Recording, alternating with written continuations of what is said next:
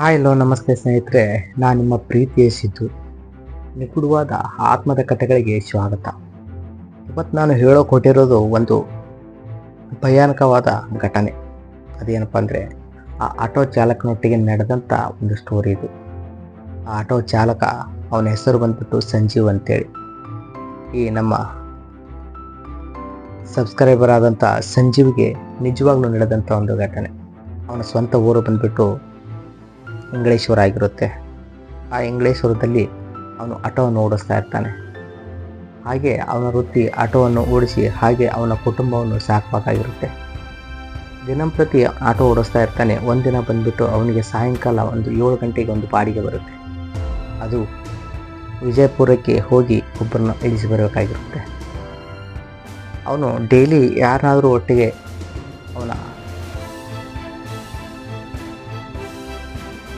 ಆ ಪ್ಯಾಸೆಂಜರನ್ನು ವಿಜಯಪುರಕ್ಕೆ ಇಳಿಸಿ ಅವನು ಒಬ್ಬನೇ ಬರಬೇಕಾಗುತ್ತೆ ಅಂತೇಳಿ ಅವನ ಸ್ನೇಹಿತರನ್ನು ನೋಡ್ತಾನೆ. ಅವತ್ತು ಯಾರೂ ಸಿಗೋದಿಲ್ಲ.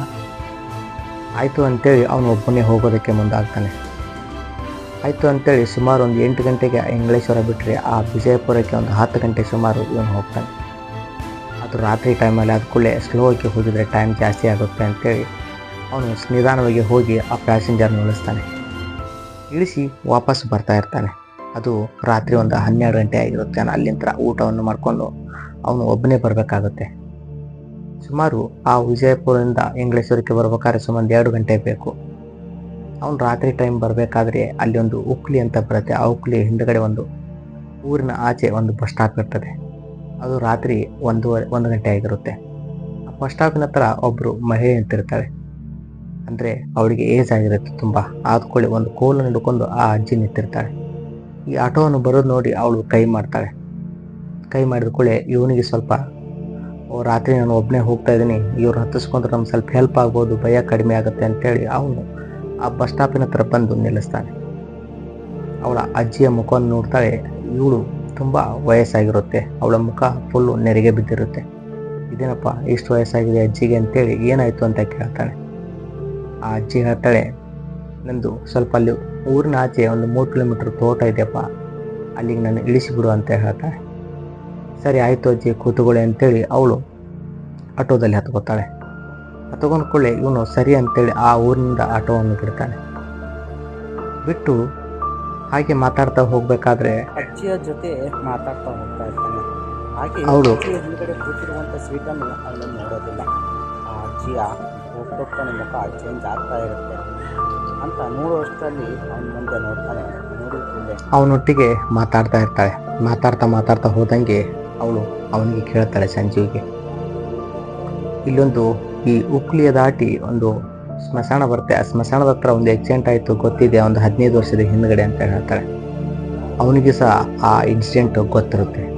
ಹೌದಜ್ಜಿ, ಅಲ್ಲೊಂದು ಭಯಂಕರವಾದ ಆಕ್ಸಿಡೆಂಟ್ ಆಯಿತು. ಅಲ್ಲಿ ಒಬ್ಬ ಇದೇ ಉಕ್ಲಿಗೆ ಸಂಬಂಧಪಟ್ಟಂಥ ಒಬ್ಬ ಹುಡುಗ ಸತ್ತಿದ್ದಾನೆ ಅಂತ ಹೇಳ್ತಾಳೆ. ಅವಳು ಹೇಳ್ತಾಳೆ, ಆ ಹುಡುಗ ಬೇರೆ ಯಾರು ಅಲ್ಲಪ್ಪ, ನನ್ನ ಮಗನೇ ಅಂತ ಹೇಳ್ತಾಳೆ.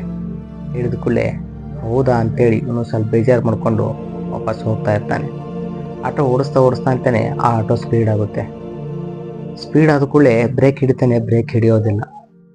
ಏನಾಯ್ತು ಅಂತೇಳಿ ಆ ಕುತ್ತಂತ ಆಟೋದಲ್ಲಿ ಮಿರರಿನ ಹಿಂದ್ಗಡೆ ನೋಡ್ತಾನೆ. ಆ ಅಜ್ಜಿ ತುಂಬ ಅಜ್ಜಿಯ ಮುಖ ಸುಟ್ಟೋಗಿರುತ್ತೆ, ಕಪ್ಪಾಗಿರುತ್ತೆ.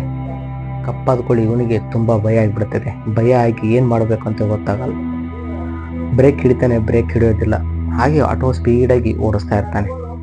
ಓಡಿಸಿ ಇವನು ಹೇಳಿದಂಥ ಆ ಪ್ಲೇಸಿಗೆ ಈ ಆಟೋ ಹೋಗುತ್ತೆ.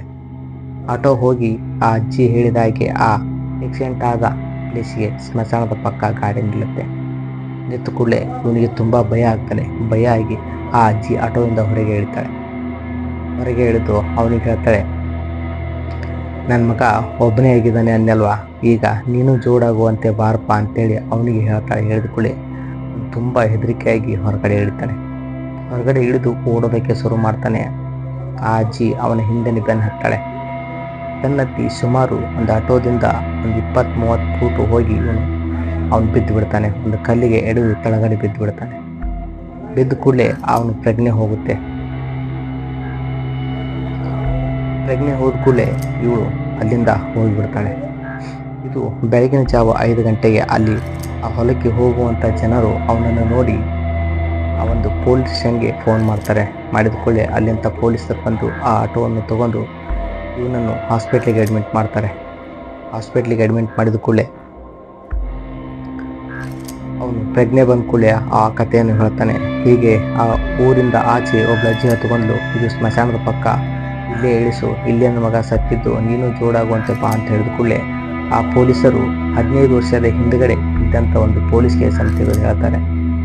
ಇಲ್ಲಿ ಒಂದು ಆಕ್ಸಿಡೆಂಟ್ ಆಗಿತ್ತು, ಇದೇ ಪ್ಲೇಸ್ನಲ್ಲಿ ಆಕ್ಸಿಡೆಂಟ್ ಆದ ಕೂಡಲೇ ಅವರ ತಾಯಿಯೂ ಸಹ ಅವಳು ಈ ಮಗನ ಚಿಂತೆಯಲ್ಲಿ ಸತ್ತು ಇದೇ ಪ್ಲೇಸ್ನಲ್ಲಿ ಆತ್ಮ ಅಥವಾ ಭೂತವಾಗಿ ಸುತ್ತಾಡ್ತಾ ಇದ್ದಾಳೆ. ಯಾವುದಾದ್ರೂ ನೈಟ್ ಆಟೋ ಬಂದರೆ ಅಥವಾ ವೆಹಿಕಲ್ಗಳು ಬಂದರೆ ಹತ್ಕೊಂಡ್ಬಂದು ಈ ಪ್ಲೇಸಿಗೆ ಇಳ್ಕೋತಾಳೆ ಅಂತ ಹೇಳಿ ಅವನಿಗೆ ಹೇಳಿದ ಕೂಡಲೇ ಅವನು ತುಂಬ ಭಯ ಆಗಿಬಿಡ್ತದೆ. ಅಂತಿನಿಂತ ನೈಟು ಆಟೋ ಓಡಿಸೋದನ್ನೇ ನಿಲ್ಲಿಸ್ಬಿಡ್ತಾನೆ. ಇದು ಆ ಸಂಜೀವನೊಟ್ಟಿಗೆ ನಡೆದಂಥ ಒಂದು ರಿಯಲ್ ಘಟನೆ ಅಂತ ಹೇಳುತ್ತಾ, ಯಾರಾದರೂ ನೈಟ್ ಆಟೋ ಓಡಿಸ್ತಾ ಇದ್ದರೆ ಅಥವಾ ಬೇರೆ ವೆಹಿಕಲ್ಗಳನ್ನು ಓಡಿಸ್ತಾ ಇದ್ದರೆ ಯಾರಾದರೂ ಒಟ್ಟಿಗೆ ಸಹಾಯಕ್ಕೆ ಅಥವಾ ಸ್ನೇಹಿತರನ್ನು ಕರ್ಕೊಂಡು ಹೋಗಿ ಅಂತ ಹೇಳುತ್ತಾ ಈ ವಿಡಿಯೋದ ಮೂಲಕ ಕೇಳ್ಕೊತಾ ಇದ್ದೀನಿ ಸ್ನೇಹಿತರೆ.